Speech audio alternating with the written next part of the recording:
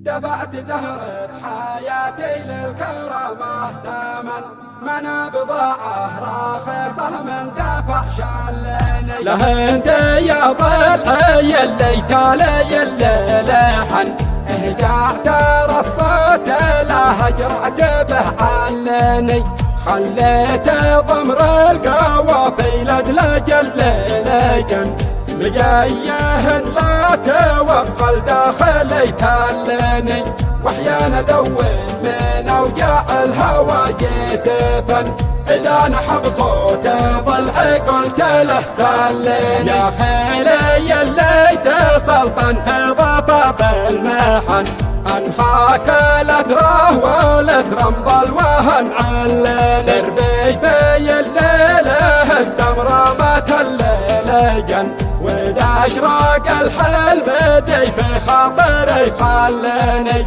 كم لي ونشرح واعبر عن ظروفي وعن جرحي وكيف النازف الداخلي علني هم راهنوني على عثرة جوادي وهن ملينا والصبر دين ادمنت به ملني لعياني الوقت والعيشه وجور الزمن اقول يا الله لا تهل قدم دلني دفعت زهرة حياتي للكرامة ثمن منى بضاعة راخصة من دفع شلني بد وحشا ولا يمكن وكلا ولا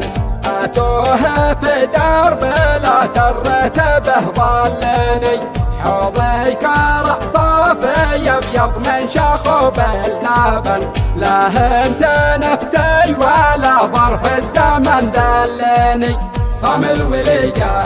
صام ما يجيه الوهن في ظرف فل الحديد الصلب ما فلني له انت يا ضلعي اللي تالي اللحن اهجعت رصيت لا هجرعت به عنني خليت ضمر القوافي لدلج اللجن بجايه لا توقل داخلي تلني واحيانا دوم من اوجاع الهوى جسفا اذا نحب صوت ضلعي قلت له سلني يا خيلي اللي تسلطن في ضفاف المحن انحاك لا تراه ولا ترمض الوهن علني سربي في الليله السمراء ما تلجن واذا اشراق الحلم دي في خاطري خلني كم لي ونشرح واعبر عن ظروفي وعن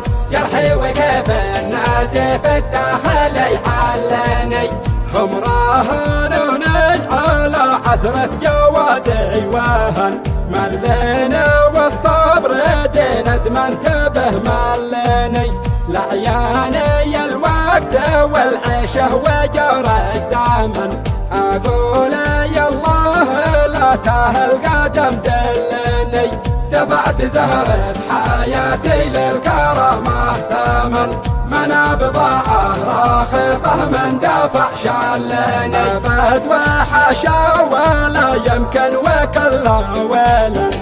اتوه في درب لا سرت به ظلني حوضي كرع صافي يبيض من شخوب اللبن لا انت نفسي ولا ظرف الزمن دلني صام الوليقة